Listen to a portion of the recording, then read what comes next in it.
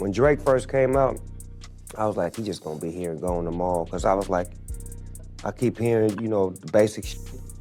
Then I'm like, this motherfucker don't miss. No, he's good. That motherfucker don't miss, man. He's good. In the heat of battle, he don't miss. No. In the heat of controversy, he don't miss. First of all, Pac ain't said to me though, from that moment on, I walked to the back of the plane, I grabbed me a knife and a fork, get my blanket, put my blanket over my eyes, 5.5 hours like this. As soon as we land, we step off the plane. I'm like, Pac, you going to Vegas to the fight? I said, that's the last time I seen my live. Once All Eyes on Me came out, people come up, hey Snoop, where's Tupac? Could you get him to come over here and sign my autograph or take a picture with me? Or if they see the Dog Pound, and they'd be like, how do you feel? That's the best thing in the world. You get to hang around Tupac. Everything was Pac, Pac, Pac, Pac, Pac. Y'all! Snoop Dogg, the West Coast legend himself, is being accused of turning his back on Kendrick Lamar and betraying the memory of Tupac. I know, it sounds like something out of a hip-hop soap opera, but this is real life, folks. And if you've been following the Drake versus Kendrick beef, you might be thinking, well, what's Snoop got to do with all this? Let me break it down for you. Remember when Drake had the audacity to use AI-generated voices of Tupac and Snoop in his diss track against Kendrick? Yeah, that happened. The whole West Coast was up in arms, and rightfully so. I mean, Drake dissing Kendrick is one thing, but using AI to make it sound like West Coast legends are dissing him, that's a whole new level of disrespect. Now, you'd think Snoop, being tight with Tupac back in the day, would have stepped in and told Drake to leave Pac out of this, right? Well, hold on to your hats, because Snoop was completely silent at first. Not only that, but he actually promoted Drake's diss track with Tupac's AI voice on his Instagram, Say What Now. It was only after the entire culture rallied around Kendrick, declaring him the winner of the beef, that Snoop finally acknowledged Kendrick as the king of the West Coast. But here's the kicker. Snoop still hasn't said a word about Drake disrespecting Tupac's legacy. And folks, that's got people talking. So what's the tea? Well, according to some people who were around back in the day, Snoop was actually jealous of Tupac. I know, it sounds crazy, but hear me out. Apparently, it all started in early '96 when Pac completely overshadowed Snoop with All Eyes on Me. The girls were all about Pac, Suji Knight was clearly favoring him, and Pac was just this unstoppable force. That's when Snoop allegedly started to pull away. But it gets even juicier. Just a few days before Pac's tragic death, he reportedly decided to cut all ties with Snoop after he saw him hanging out with Biggie Smalls. Talk about drama. Now let's talk about how the West Coast reacted to Drake's disrespect. When Drake bragged about getting more love in Kendrick's own city than Kendrick does, you know the West Coast couldn't let that slide. Tupac's estate didn't waste any time dragging Drake for this. Tupac's brother straight up called it a cowardly move. And Howard E. King, the lawyer for the Tupac Shakur estate, said it was a flagrant violation of Tupac's publicity and the estate's legal rights.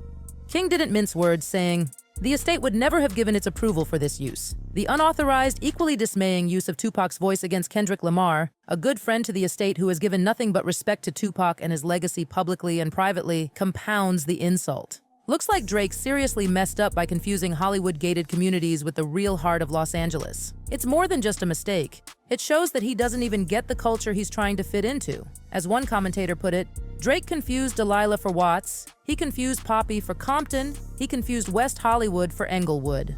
But the West Coast wasn't letting this slide. At his pop-up show in Englewood back in June, Kendrick fired shots at Drake for disrespecting West Coast legends, referencing Drake's purchase of Tupac's ring and using Tupac and Snoop's AI-generated voices. Kendrick had the crowd fired up shouting, "Oh, so y'all ain't gonna let nobody disrespect the West Coast, huh? Oh, y'all ain't going to let nobody mock and imitate our legends, huh?" And the whole West Coast naturally sided with Kendrick. Well, almost the whole West Coast, Snoop of all people, was strangely silent on the whole controversy. Not only that, but fans also uncovered that Snoop has a close friendship with none other than Drake's dad, Dennis Graham. There's this post from Dennis's IG where he captioned a photo of him and Snoop saying, "Happy birthday, my forever brother. May you have the best birthday ever. Enjoy your day and smoke 17 for me. One love." But Snoop's friendship with Drake's dad isn't the real reason why he kept quiet about Drake disrespecting Tupac's legacy. According to multiple friends of Tupac, Snoop was actually insanely jealous of Pac and secretly resented him for stealing the spotlight. Napoleon, a former rapper from Tupac's group Outlaws, recently appeared on The Art of Dialogue and called BS on Snoop, saying he never liked Tupac's iconic diss track, Hit 'Em Up. Napoleon said there's actual footage of Snoop from back in the day rapping the lyrics of Hit 'Em Up. He said, "You got videos of him on stage with Pac rapping Hit 'Em Up, and he's rapping the lyrics right along with him." Then Len B, a member of the group OFB who used to be signed to Death Row Records, jumped in to confirm all this drama. He said Snoop was totally green with envy over the Tupac mania. Len B spilled that Snoop couldn't handle how Pac was taking over the scene and becoming the center of attention. He was jealous of all the love and adoration Tupac was getting from the fans, the industry, and even their own crew. Len B said, P was slowly but surely, you could say, taking over because he, the hottest thing smoking right now. Snoop is cool, but he ain't got no new record. Tupac got all new coming, right? It's hitting you all, inside your head right now. So he the hardest thing smoking. So now the tension is getting a little heavy between Snoop and Tupac and everybody on death row. But it wasn't just Snoop who was feeling the heat. According to Suge Knight himself, it was pretty much everyone on death row.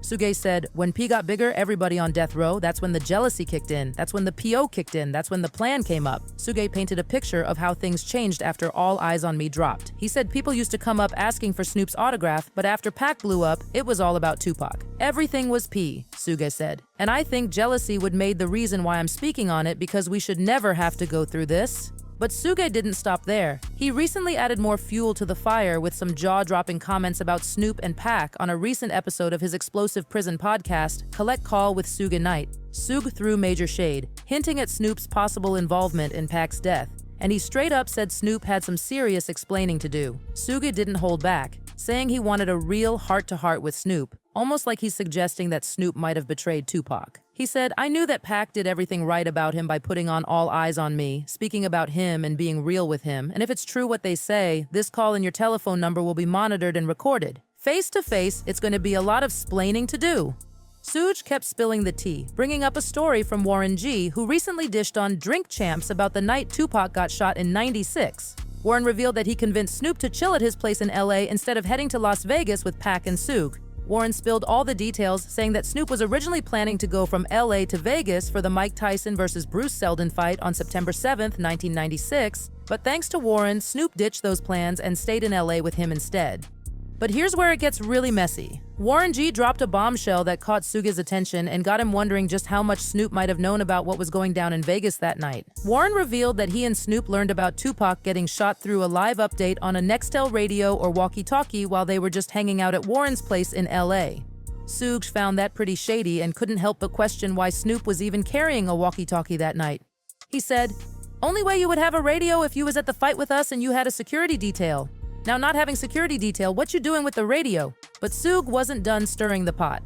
He took it up a notch, claiming that Snoop and former death row artist D. Dillinger actually collaborated on a track with Tupac's alleged killer, DeAndre Smith. And get this, Suge also said that Snoop supposedly warned Daz not to go to Vegas on the night of September 7, 1996. Then Suge dropped another bomb, alleging that Snoop lied about getting kicked out of the hospital when he supposedly went to visit Tupac after the shooting. According to Suge, Snoop never even showed up at the hospital to see Pac, not once. By the way, Danny Boy also confirmed this and said he never saw Snoop visiting Pac in the hospital. Now, some fans are saying we should cut Snoop a break about that Tupac situation back in the day because he had just beaten a murder charge and wasn't looking to get tangled up in more legal drama. They think he probably wanted to stay out of any trouble after such a life-altering experience. Plus, let's be real, Tupac was constantly fueling the fire and stirring up the East Coast-West Coast beef. Every time Tupac and Snoop got on camera together, you could practically see Snoop's face saying, "Oh no, here we go again."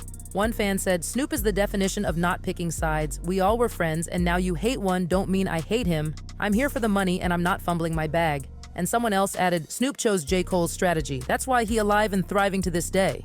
So what do you think? Did Snoop actually side with Drake, or did he just not care to pick sides? And how do you feel about all these stories about Snoop allegedly being jealous of Pac? Drop your comments below, because I am dying to hear what you all think about this mess. That's all for now, my gossip-loving friends. Remember to keep it here for all the latest updates on this West Coast hip-hop drama. And hey, let this be a lesson to us all. Sometimes, even legends have their messy moments. Until next time, and reminding you to stay fabulous, stay curious, and for goodness sake, stay drama-free. Well, unless you're in the hip-hop game. Goodbye.